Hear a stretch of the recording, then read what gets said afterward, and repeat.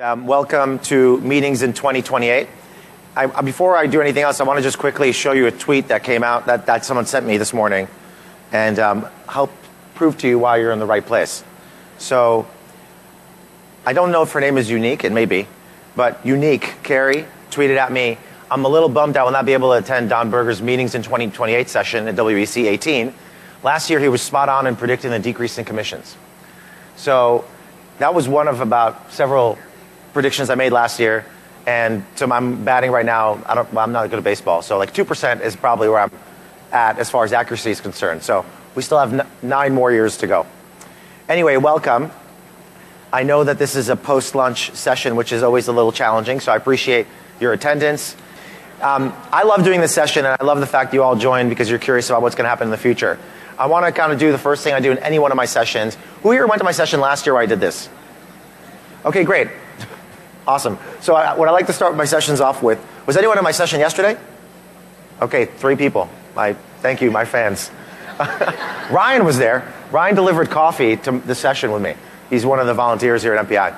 So I do a presenter audience contract, which is basically an agreement I have with you, my audience, and it goes like this. You're welcome to share anything you see here online.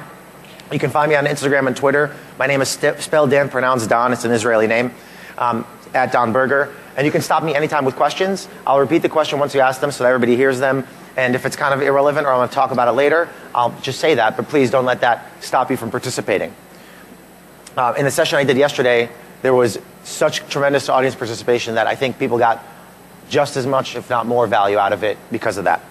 Second, you don't need to take notes.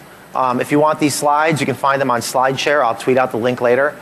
Or if you give me your card, I can go ahead and send you the slides. Or if you email me, I'll give my email address at the end. You can also let me know you want the slide deck. And then finally, I recognize your time is valuable. We're at a conference for a limited time.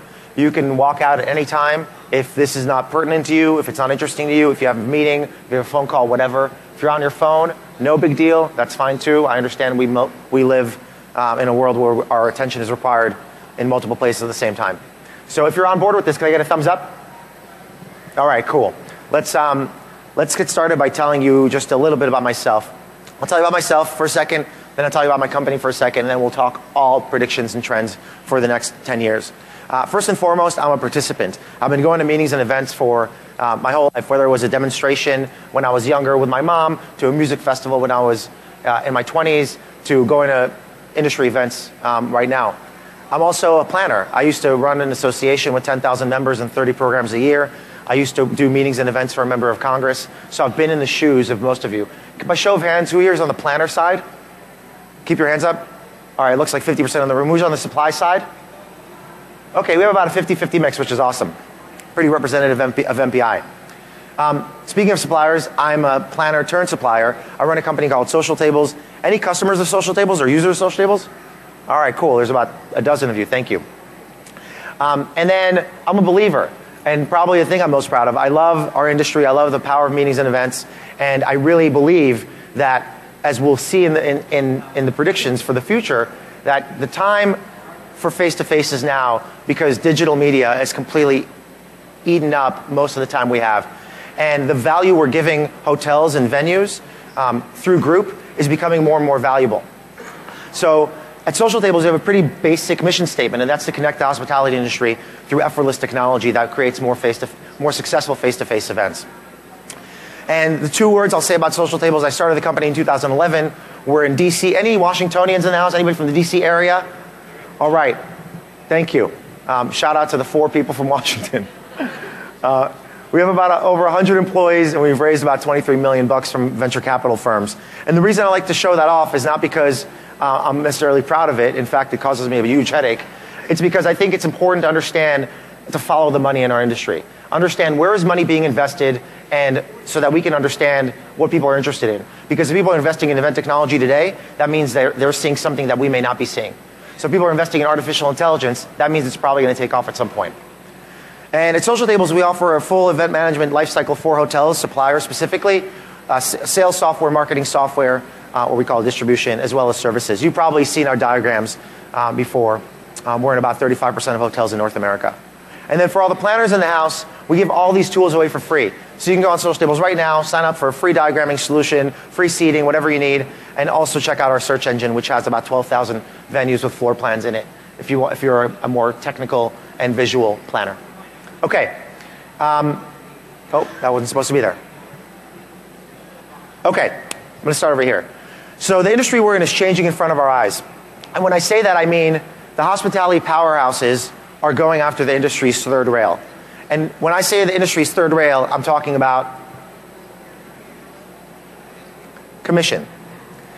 We've seen just in the last few weeks, pretty much the 3 largest hotel groups, there's about 14 with 1,000 plus hotels in their portfolio, cut commissions by 30%.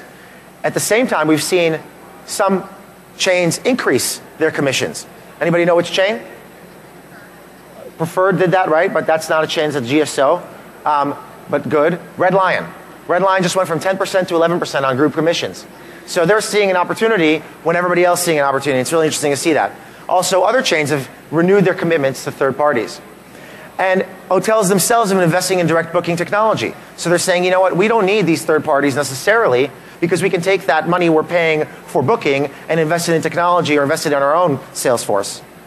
And we've also seen the hotels play hardball with the OTAs. Hyatt almost pulled the plug on Expedia and said, we're not going to give your inventory anymore. While again, other hotels have said, you know what, Expedia, you can have all of our customer information. At the same time, we're seeing consolidation continue to play a major role in our industry. What am I talking about? Well, on the supply side, Wyndham bought La Quinta for $2 billion. On the buy side, American Express, GBT, just bought the 6th largest demand side planning group. So now they're creating the number 1 largest demand side third party. On the vendor side, PSAV bought Hargrove out of the Washington, D.C. area. They're a GES kind of competitor. And on the tech side, Cvent just announced another acquisition of Quick Mobile. So they bought Matthews Crowd Compass a few years ago, and they've just bought Quick Mobile because they want to make sure that they have a stranglehold on the mobile application category. So those are just some of the things that are happening. And I want we don't have a mic runner, and I want to move through this. This is when I pose the question: is what macro trends have you observed that may impact our industry? I just talked about 2. And the way this is going to work, and I'd love to hear your answer to this after the session, but I'm concerned for time, so I'm going to skip the audience participation part. But I want to just go over the rules of the road. This is how it's going to work. And it's going to be super fast-paced because I'm a New York Jew and who was born in Israel, so I don't understand the speed limit. I'm going to move super fast, and I'm going to start with trends backed by data. Everything I present to you is going to be data-backed. Not my data, but somebody's data that's important to understand. I'll have a series of micro-predictions built off of the big trends.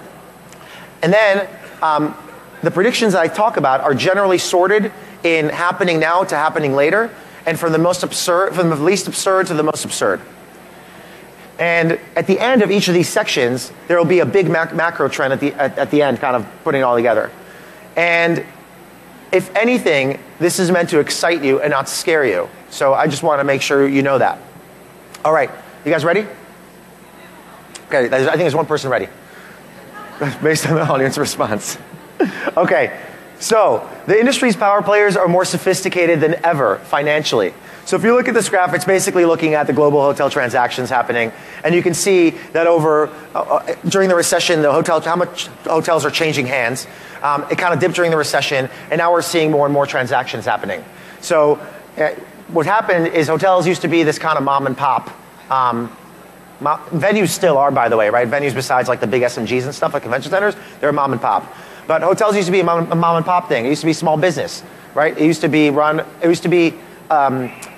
not necessarily luxury, but something people looked up to, owning a hotel. Nowadays, you have portfolio managers and asset managers managing hotels. Additionally, owners are, so given that fact, owners, for those of you who work on the hotel side, we keep talking about margins. When we talk about the 30% commission drop, that's at the end of the day because of margins, right? Hotels are definitely reassuring us and telling us they're going to be spending money back into their meeting products. But at the end of the day, it's for the margins. So in the future, will demand even higher profit margins. So if they cut commissions, what else could they cut to decrease the difference between the delta between the top line and the bottom line? Prices will increase due to consolidation. As more hotels consolidate, as more hotel chains buy one another, as more private equity firms buy hotel operators, you're going to have prices continue to increase because there will be less competition. So prices will only go up. Some chains will drop commissions on group business even further. So some will, I think that 7% is only the beginning. I think they would ideally like to get to a much lower number.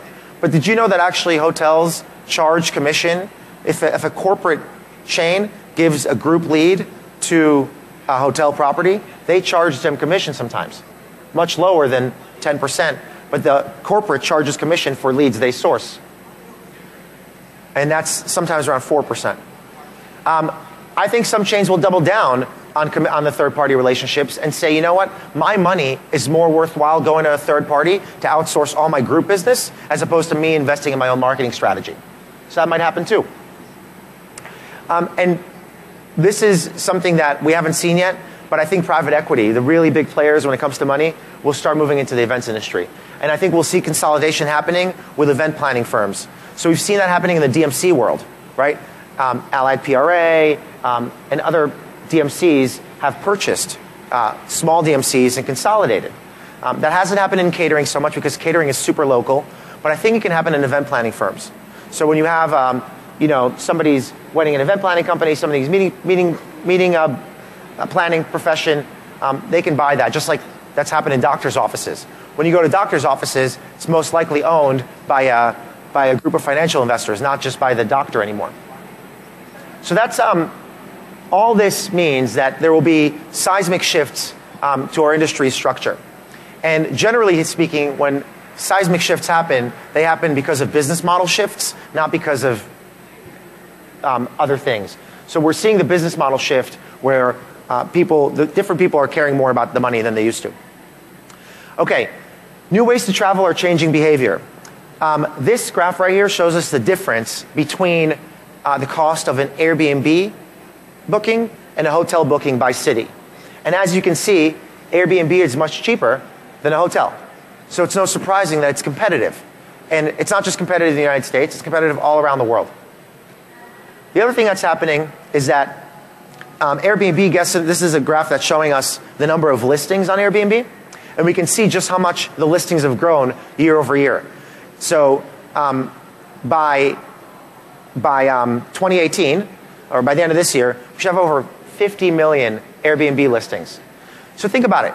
That's 50 million additional, the way to think about it is 50 million additional sleeping rooms in the world, right? When just 10 years ago, that supply, that sleeping room supply wasn't available. So we're going to talk about the impact of that in a second, but I find that really, really interesting. If we start thinking about sleeping room inventory. And then we're also seeing another interesting trend where there is this luxury managed apartments. There's a company called Sonder, and they essentially do Airbnb, but they actually take the lease. So they'll lease the apartment, give you a hotel-like experience in an apartment. So more and more interesting business models coming online, creating more inventory. So what does that mean for meetings and events? Well, I think one thing it means is that remote destinations will compete with traditional ones. You'll suddenly be able to go to a city that didn't have the number of sleeping rooms you needed, but now it does because it has another 100,000 sleeping rooms thanks to home sharing.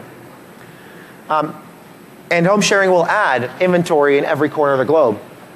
So you can have meetings in places you didn't think about having them before. And speaking of meetings in places you haven't had them before, if you can hop in a self-driving car and program it and go to sleep or work on the way to a meeting, you might be willing to drive a little longer. You might be able to consider a destination you haven't considered before or that you haven't been to. So combining those two things, autonomous vehicles and home sharing inventory, you now unlock so many more destinations than you've had before. But then there's this idea of virtual destinations.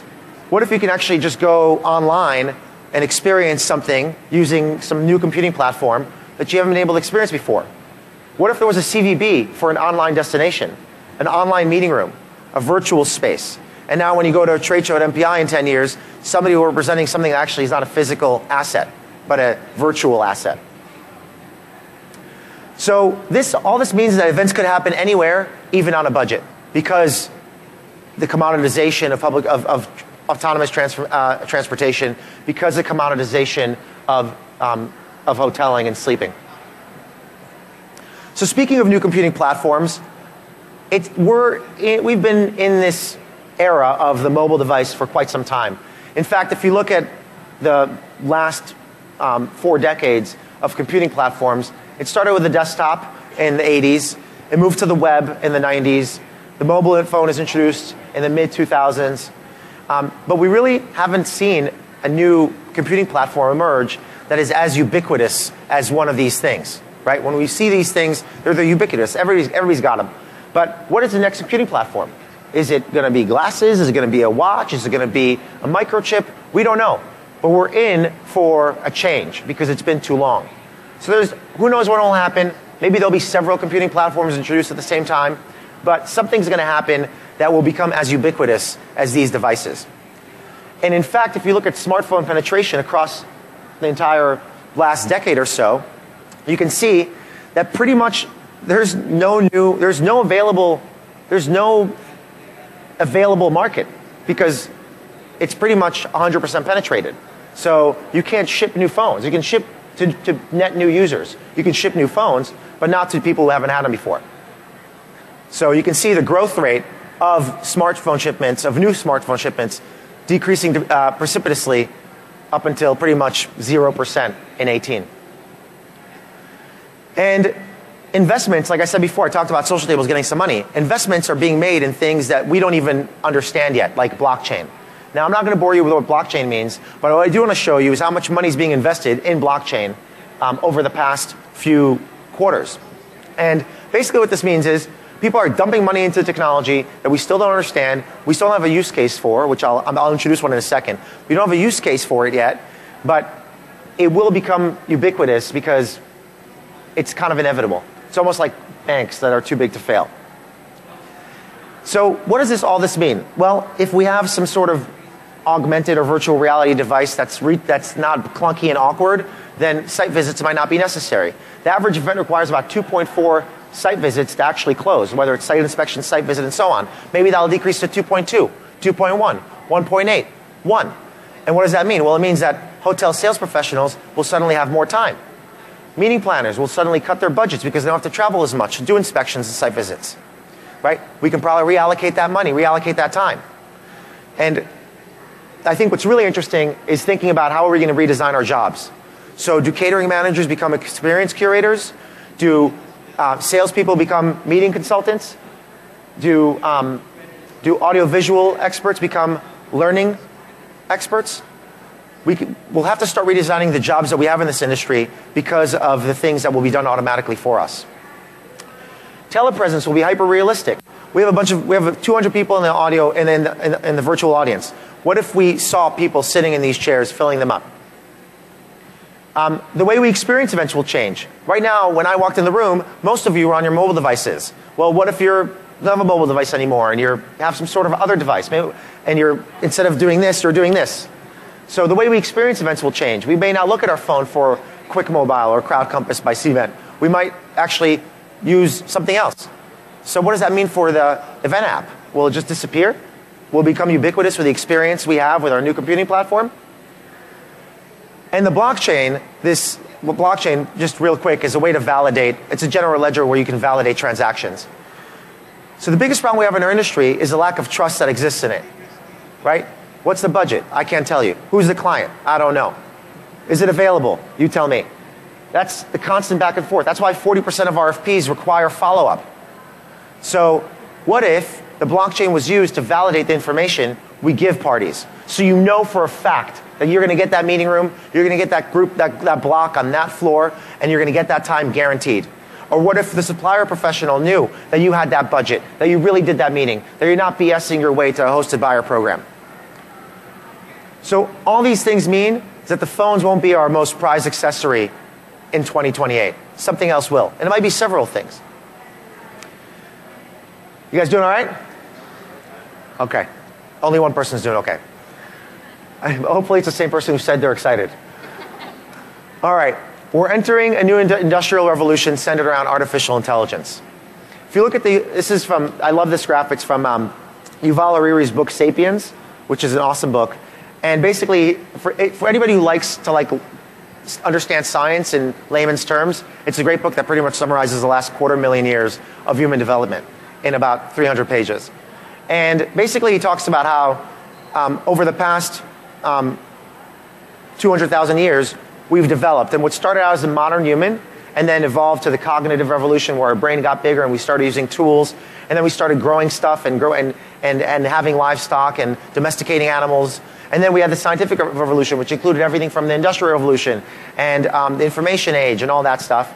But we're now entering this time of the augmentation revolution, where we rely on technology to be the human beings that we are today. And that you can see that in any kind of thing that you do, right? Getting somewhere, looking up a number, understanding something, fact-checking. These are all things that we didn't really use technology before. So we're right now in this augmentation revolution where technology is augmenting our human experience. And the fact is, artificial intelligence this is all powered by artificial intelligence, but artificial intelligence is not like a new thing. It's been out for a really long time. As long as you can have an algorithm that predicts something, you can have artificial intelligence. The reason artificial intelligence is interesting, excuse me, is because we can now put it together with a computer that learns something and looks at data and starts changing the way it computes things in order to become more and more predictable. And that's where we introduced the concept of deep learning, which really wasn't available until the past decade or so. And nowadays, Google Voice is just as accurate as a human in understanding what we're saying. And that's an example of that being applied. And again, following the money, if you follow investments in artificial intelligence, you can see that investments have gone up precipitously over the last decade. So what does this all mean for our industry? Well, events will have an higher ROI for participants because we won't, as participants, rely on serendipity to meet one another. We'll be able to go somewhere and get our entire meeting scheduled. So for those of you who go to a hosted buyer program, for example, and you have to go and meet with people in order to get your meetings, or even if you're not, you're just an attendee, what if a piece of software actually told you who to meet and scheduled everything for you? Because it knew what you're out after. Attendee preferences will follow them around. They won't have to keep filling the same form over and over again. How many times can you put in your budget or your name or whatever in an RFP form? There's no reason for that. Software is smarter than that. Administrative work will be automated. I talked a little bit about that and the impact it might have on the industry. But even more so, things like finding space or booking a speaker will be much more automated. And small to medium group booking won't require a sales rep. It'll be very transactional, just like a plane ticket. And RFP volume will decline thanks to algorithms that match you. So we talked about this in the session yesterday about where you meet matters and this concept that there will be software that will tell you where your program should be based on your attendee preferences. There'll be software that tells you where your meeting should be based on the people in your network. Hey, Melissa planned an event there, and you and Melissa planned an event over there, so you might also want to consider this location. And software will disrupt every legacy industry system. I visited a hotel in Indianapolis before this session, and they use software to manage their group meetings, their group business from 1985. I'm not kidding. And they have 34,000 square feet of meeting space. They're in 400 plus rooms, sleeping rooms. So this kind of software is, imagine if you're an associate, a hotel associate, using Instagram and other, delightful experiences in your consumer life, and then you go to work and you use a painful, archaic legacy system. It just doesn't make sense. It's not fair. And the systems that system talks to are even worse. If you've ever been to an airport terminal and you're at the gate and you look at what the gate agent's doing, they're typing inside a terminal. And that's because they're using systems from the 70s to power the central reservations. So software will disrupt all these things, and I believe the blockchain will help validate the transactions. The millions of transactions have to happen right now. So all this means is that AI, artificial intelligence, will make planning and attending events even better. Okay, predictable physical work is being replaced by machines. If you can see this graph, start at the bottom, and you can see that, okay, start at the bottom, and basically the bottom bar chart thing shows you that 18% of all US occupations presently have predictable physical work. So pretty much the time you spent doing your job, on average, across all jobs, 18% of it is predictable. I'm talking about flipping hamburgers. I'm talking about setting a table. I'm talking about creating an RFP. These are all things that are predictable. And currently, with current technology, according to McKinsey, 78% of that predictable physical work can be automated right now with robots. So 78% of the 20% of the stuff that we do can be right now automated. Keep that in mind. And then if you look at the investments, again, we're looking at money, we're following the money. You look at investments in robotics, that continues to increase year over year and will be at $135 billion by 2019. So what does this all mean for our industry? Well, first, maybe photographers will actually be drone operators. Instead of running around elbowing each other, they'll be sitting in the corner and there'll be a tiny little drone taking photos. And then after that, the drone will be completely autonomous because it won't need a photographer. It'll just look for all the smiling faces. And it'll make sure that every single person is actually captured because it'll have face recognition technology. And robots will replace blue-collar work. Think about security, banqueting, line cooks, right? There is no reason why a robot can't move around a ballroom and set up a room. There's no reason. There's no reason why a drone can't airdrop and put down the linen. There's no reason for that.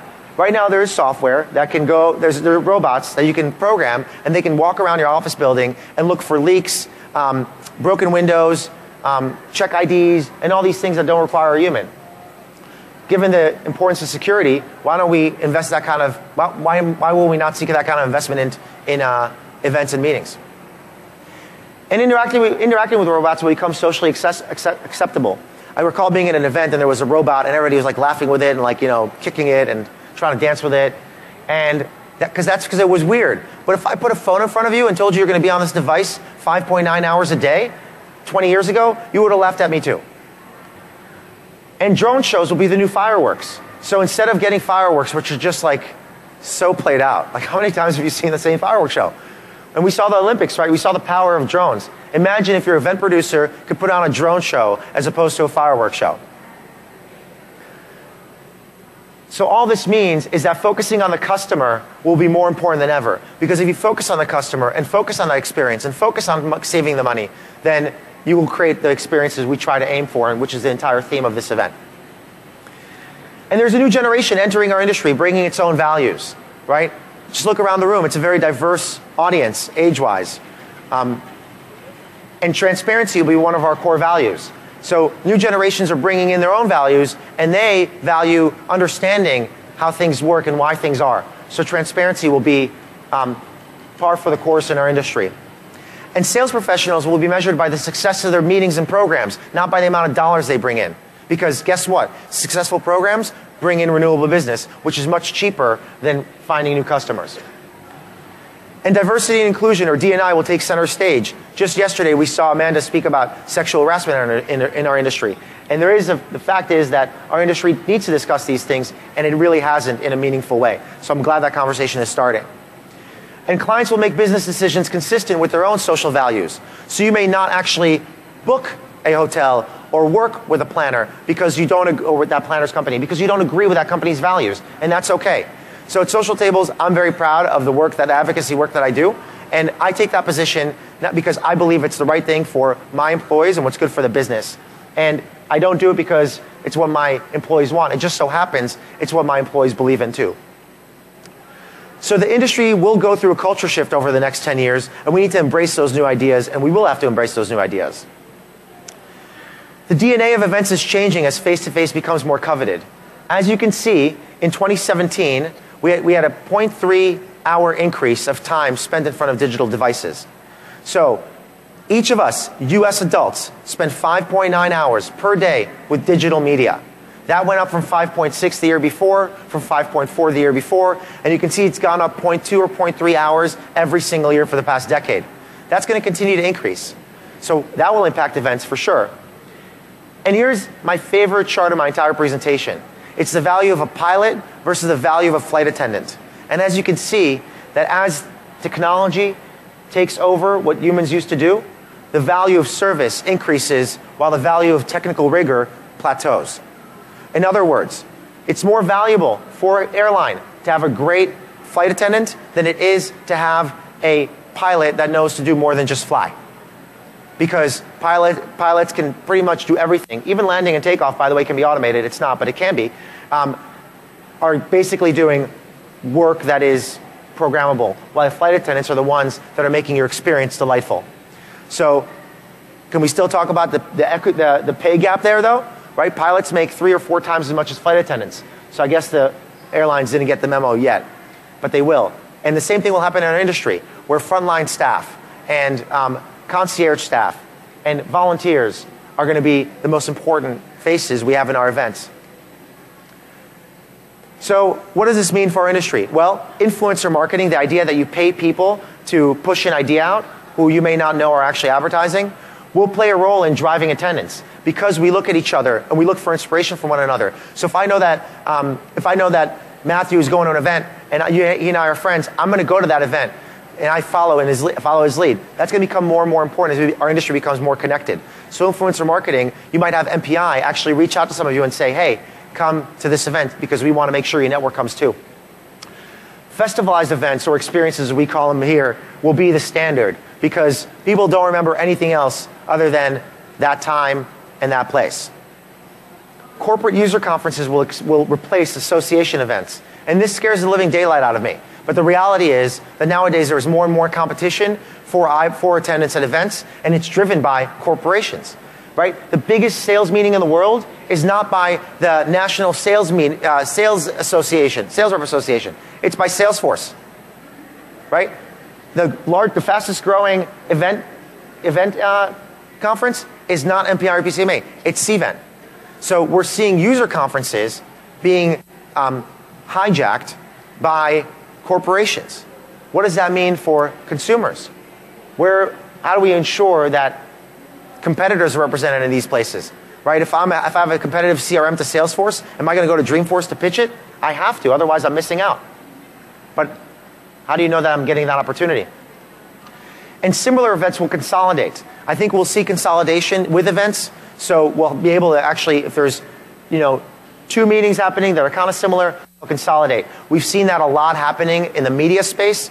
So UBM, the company that puts on a ton of events, including Magic, the fashion show, was just bought by a British company that does just as many events.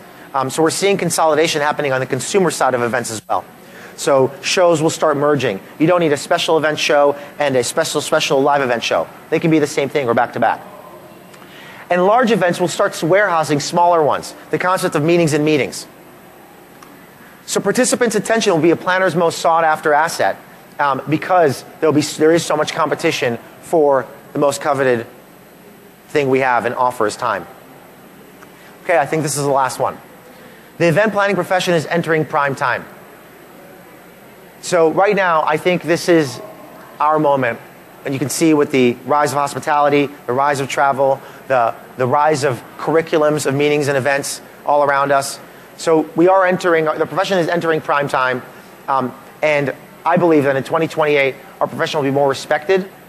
I believe that the value of corporate events will be universally accepted. We still get pushback. Like word processing, event planning will be a core skill for any job. I like to say that everybody's got sales in their job, it's just not in their title. The same is true for events. We're all event planners. Not just the people in this room, but everybody who lives. Planners will develop a more comprehensive understanding of technology and business. This is one of the gaps that we've been addressing it as an industry, and I think we're getting better at it. Event planners will interact with executives on a regular basis. So some event planners have started reporting to executive teams. The other day I met with an event planner and I asked her, who do you report to? And she said, sales and marketing. And I said, who do you plan for? And she says, for everybody. And it just doesn't make sense to me, right? So we have to align the event planning profession in the organization to the people it serves. And I think we'll see that alignment happening more and more towards operations, finance, and the executive team, or even the CEO. And third parties will start offering more diversified services because of the commission thing we talked about. Whew. I need a stiff cocktail. Okay. Okay, so what does this all mean? The events industry will receive the attention it deserves. And that's thanks to all of you being in a conference like this. I think I did that in record time, like super record time. And I want to go ahead and open up for Q&A. If you want this presentation, and I ask if you want to run out, just wait 30 seconds to make sure people get their questions answered. If you want this, you can hand me a card. I can also give you a card. Thanks for being here. I'm happy to answer any questions you might have or observations you want to share. By show of hands. Oh, thank you. Thank you.